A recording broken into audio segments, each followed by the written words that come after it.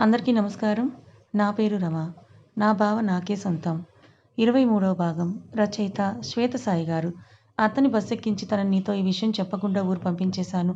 ఆ రోజు నైట్ నీతో ఎలాగైనా చెప్పి నిన్ను మార్చాలని అనుకున్నా. అందుకే ఆ రోజు నిన్నలా మాట్లాడాను. బావా! నీకు మేఘన గురించి ఒక విషయం. ఏమైంది దెయ్యం? ఇప్పుడు చెప్పు బావా! మన ఇంట్లో అందరికీ నువ్వంటేనే ముందు.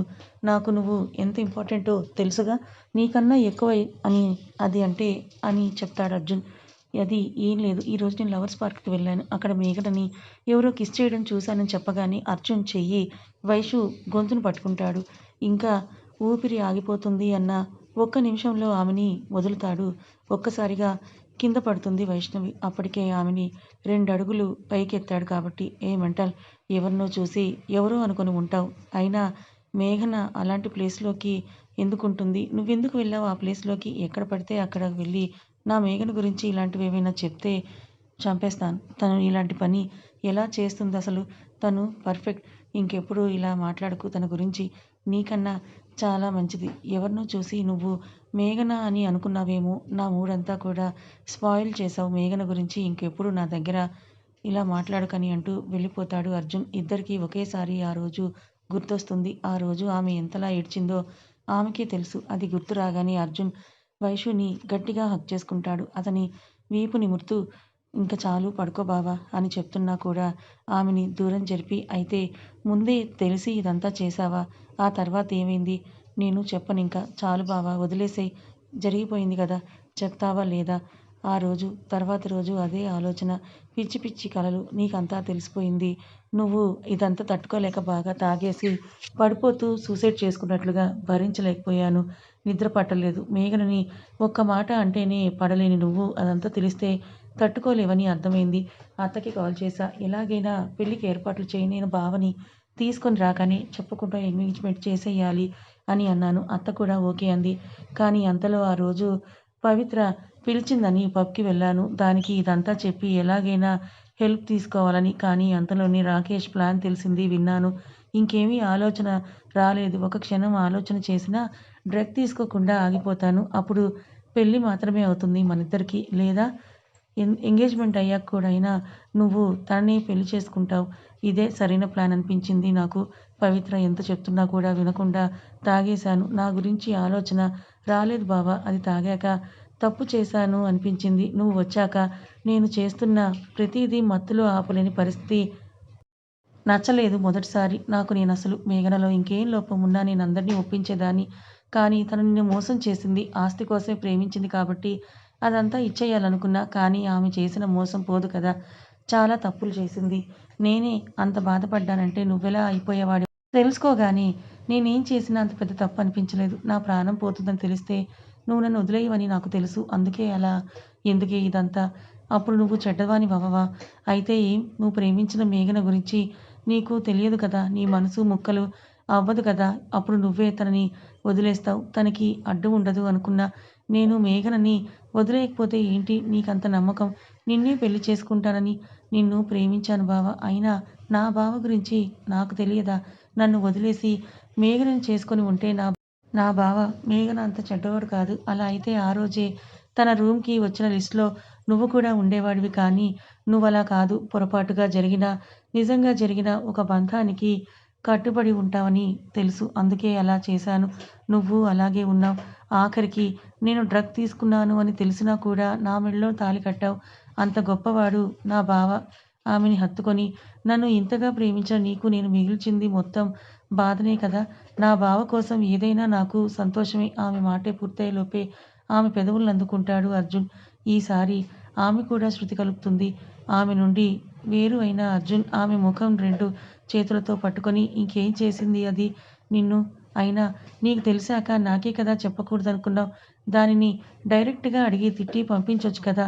అదే అనుకున్నా. సీసీ ఫుటేజ్ తెచ్చి బ్లాక్‌మెయిల్ చేసినప్పుడు చాలా కోపం వచ్చింది. నీ వల్లే కదే నా బావకి ఈరోజు ఈ పరిస్థితి. నీ బదులు ఇంకెవరిని లవ్ చేసినా హ్యాపీగా పెళ్లి చేసేదాన్ని అని అనుకున్నా.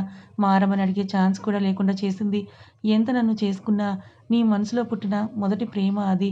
లోపలే దహనమవుతుంటే ఆ బాధని ఎలా ఉంటుందో నాకు తెలుసు బావ. నిన్ను అంతగా బాధ పెట్టిన దాని మీద నాకు కోపం వచ్చింది. కానీ నాకు తెలుసు అని దానికి తెలిస్తే నీకెందుకు చెప్పలేదో అర్థమవుతుంది. నేను నీ దగ్గర దాచాను అని తెలిసి నన్ను ఇంకా బ్లాక్‌మెయిల్ చేస్తుంది. లేదా నీకా విషయం చెప్తుంది సిగ్గు లేకుండా. ఇంత చేసింది నీకు తెలియడానికా? ఇదంతా నీకు తెలియకుండా దాచేసి ఎప్పటికీ బయటికి రాకుండా అలాగే ఉంచాలి అనుకున్నా. కానీ అత్త బయట పెట్టేసింది. ఏదో ఒక రోజు నా మీద ఉన్న కాస్త ఇష్టం ప్రేమగా మారుతుంది. అప్పటిదాకా వెయిట్ చేయాలి అని అనుకున్నాను. కానీ అంతలోనే నీకు తెలిసిపోయింది. నేను నిన్ను ప్రేమించాను బావ. అందుకని నీ ప్రేమని వదిలి నువ్వు బలవంతంగానో, జాలితోనో నా మీద ప్రేమ చూపిస్తే నాకు నేనే తక్కువగా కనిపిస్తాను. అయినా ప్రేమ లేని తోడు నాకెందుకు? నీ జీవితం నాశనం అయిపోతుందనే ఇదంతా చేశాను. కానీ అది మేఘన మంచిదే అయితే నా ఊపిరి ఆగే వరకు నిన్ను ప్రేమించాను అని నిజం కూడా నీకు తెలియనిచ్చేదాన్ని కాదు. నేను నచ్చకపోయినా నా ప్రేమ ఎప్పుడూ గొప్పగానే ఉండాలి అనుకున్నాను. నీ ప్రేమను చూడలేని, పొందలేని గుడ్డివాడిని వైషు అని ఆమెని హత్తుకొని బాధగా చెప్తుంటే, బావ ఏంటిది? నేనిప్పుడు నీతోనే ఉన్నాను. ఏం చేయని? నా వెనక ఇంత జరుగుతున్నా కనీసం చూడలేకపోయాను. నిజంగా ఇదంతా ఎందుకు జరిగిందో, అసలు ప్రేమంటేనే ఒక పెద్ద మాయ. నువ్వు ఇంత చేసినా మేఘన చెడ్డది కాబట్టి నువ్విలా పెళ్లి చేసుకోవడం చాలా కరెక్ట్ అంటారు ఎవరైనా. అదే మేఘన మంచిదైతే, నీ ప్రేమ ఎంత గొప్పదైనా అప్పుడు కూడా నువ్వు ఇలాగే చేస్తే అన్యాయం అవుతుంది అని అంటారు ఎవరైనా. అంతే కదా! కానీ నా బావ అలా కాదుగా. నన్ను ఇష్టపడ్డాడుగా. అది నీ ప్రేమ గొప్పతనమే దెయ్యం. నీ కళ్ళతో, నీ మాటతో, నీ స్పర్శతో నాకు చాలా చెప్పావు.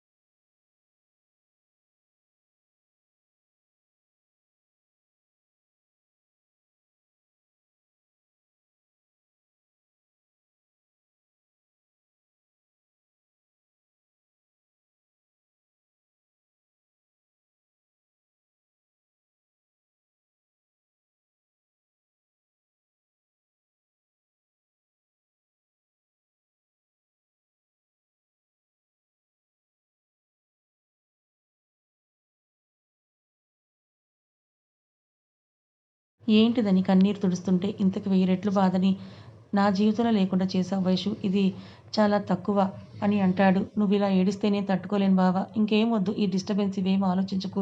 నాకు నువ్వు, నీకు నేను, మనకి మన బేబీ చాలు అంటాడు. అమ్మ, నాన్న, అత్త, మామ, నాని అని అనగానే అబ్బా! వాళ్ళు కూడా లేవే అని ఆమెను చుట్టుకొని చెప్తాడు. అన్నిటికన్నా, అందరికన్నా నువ్వే ముందు అంటాడు.